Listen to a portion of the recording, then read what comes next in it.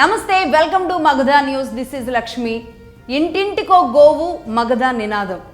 ఇక టాపిక్లోకి వెళ్తే, హైదరాబాద్లో దాదాపుగా ఒక 20 ఏళ్ల నుంచి, ఇంకా చెప్పాలి అంటే విచ్చలవిడిగా ఇంకో 15 సంవత్సరాల నుంచి ఒక పరంపర, ఒక ట్రెండ్ విపరీతంగా విచ్చలవిడిగా నడుస్తుంది అని చెప్పాలి. అదేంటి అంటే పబ్ కల్చర్. ఒక వీకెండ్ వచ్చింది అంటే కనుక ఏ వీకెండ్ అయినా సరే ఆ వీకెండ్ ప్రతి ఇయర్ ఎండింగ్ లాగా మారింది హైదరాబాద్ యువతకి.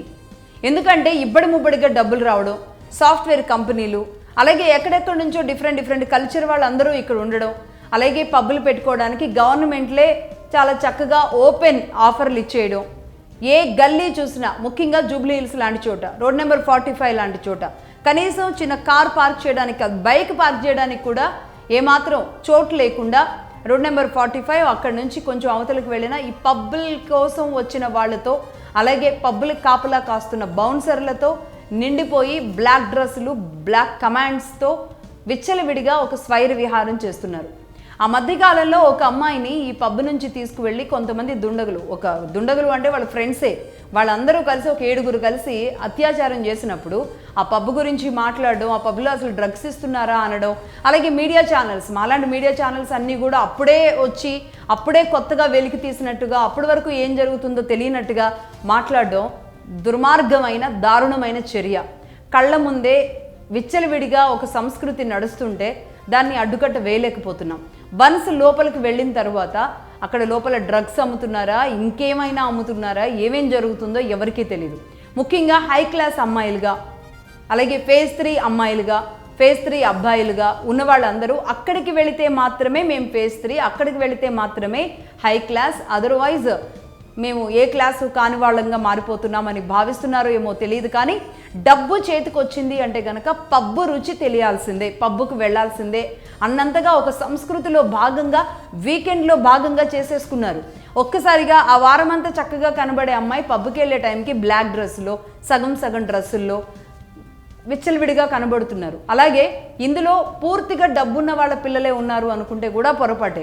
మధ్యతరగతి పిల్లలు కూడా హై క్లాస్ ఆర్భాటాల కోసం పాకులాడుతూ తల్లిదండ్రులకి ఇంకెక్కడో పార్టీ అని చెబుతూ తల్లిదండ్రుల కళ్ళు కప్పి, కొంతమంది తల్లిదండ్రులకు తెలిసి కూడా వీకెండ్ శుక్రవారం నైట్, శనివారం నైట్, సండే నైట్, ఈ 3 రోజులు కూడా విచ్చలవిడిగా ఒక స్వైర విహారంగా హైదరాబాద్ నడిబొడ్డునే ఇంత పెద్ద వ్యాపారం నడుస్తుంది.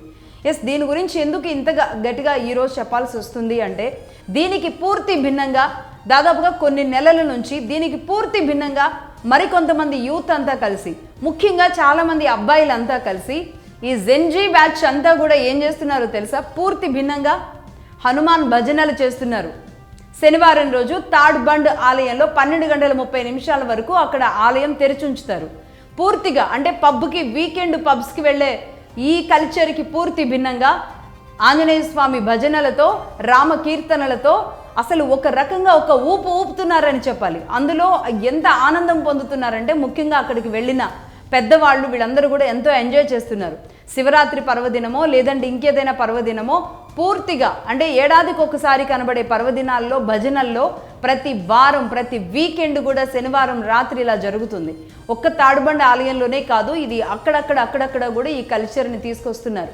నిజంగా యువతలో ఈ మార్పు రావాలి, సనాతనం కాపాడుకోవాలి, సనాతన సాంప్రదాయం తెలియాలి, ఏ మతంలో పుట్టామో ఆ మతాన్ని కాపాడుకోవాలి.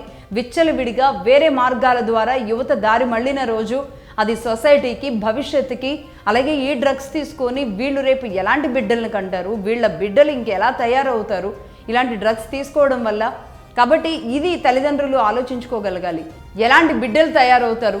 అలాంటిది ఇదే హైదరాబాదులో, ఇదే ప్రాంతంలో ఇదే డబ్బున్న పిల్లలు ఉన్నారు, అలాగే మధ్యతరగతి వాళ్ళ పిల్లలు ఉన్నారు.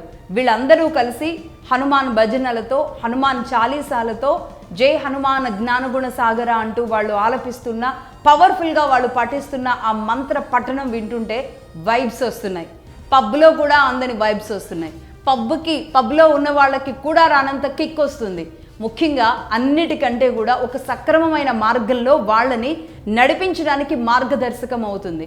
అలాగే ఇలాంటి వైబ్స్ వల్ల ప్రకృతిలో కొన్ని స్పందనలు, ముఖ్యంగా భగవంతుడికి సంబంధించిన ఆరాధన చేస్తూ ఉండడం వల్ల ప్రకృతిలో కూడా ఆ వేవ్స్, ఆ వైబ్స్ అనేవి ప్రకృతిలో కూడా ఒక మంచి చేస్తూ ఉంటాయి, చెడు నిర్మూలనకి దోహదపడుతూ ఉంటాయి. కాబట్టి గతంలో మనం ఏ చరిత్ర చూసినా, ఏ పురాణం చూసినా, ఏ కథ చదివినా అప్పుడు హోమాలు చేశారని, అప్పుడు భజనలు చేశారని, అప్పుడు ఆలయం కట్టించారని, అక్కడ ఇంతమందికి దానాలు నిర్వహిస్తూ వచ్చారని, ఇలాంటి కార్యక్రమాలు మనం అలాంటి వింటూ ఉంటాం. ఇప్పటికీ అనేక దేవాలయాల్లో అనేక మంది చేస్తూ ఉన్నప్పటికీ కూడా ఇదిదే అదే అని కూడా మారుతున్న వాళ్ళందరినీ కూడా ఒక ఏకతాటి మీదకి, వీళ్ళందరినీ ఒక ఏకతాటి మీదకి డైవర్ట్ చేయడానికి, వీళ్ళందరిలో ఒక భక్తి భావం కలిగించడానికి, ఒక సక్రమమైన మార్గంలో వెళ్ళడానికి ఇలా హనుమాన్ వైబ్స్ కోసం తీసుకున్న శనివారం రోజు తీసుకున్న ఈ వైబ్స్ ఇంతకింతకు పెరగాలి. ప్రతి గల్లీలో కూడా హనుమాన్ పబ్స్ రావాలి.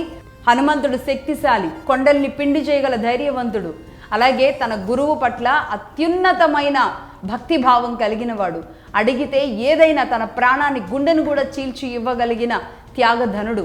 అలాంటి హనుమంతుడు చిరంజీవిగా మన మధ్య ఉన్నాడు అని చెబుతూ ఉంటారు. ఒక జర్నలిస్ట్ అయి ఉండి ఎలా చెబుతారు అని గతంలో అభ్యంతరాలు ఉండేవి.